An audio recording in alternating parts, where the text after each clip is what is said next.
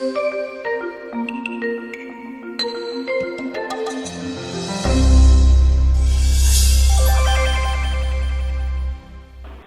will need a long, slim, flat screwdriver, some plastic gloves, rubber gloves, and the wire butt connector crimping tool.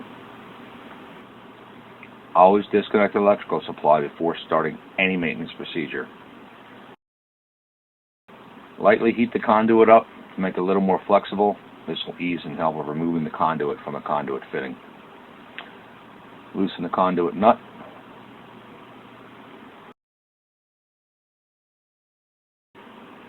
Slide the conduit nut out of your way.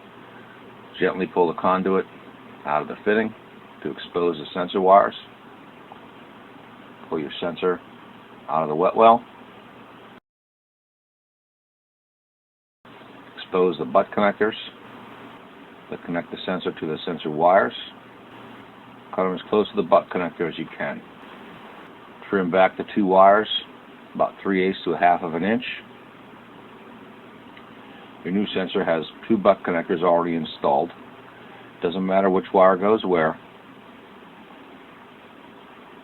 Make sure you get the wire in there snug. Make a thorough connection, and always tug on the wires to make sure that you have a good connection. Repeat the same procedure for the second wire.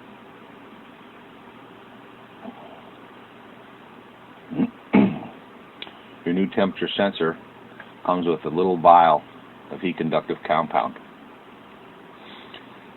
You want to take your new sensor and put a liberal coating of heat conductive compound completely covering the new sensor.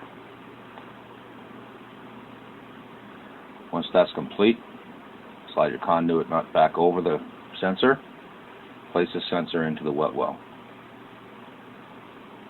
Take your long, thin screwdriver, careful not to cut the wires now, and push on the sensor gently until you can feel it hit the bottom.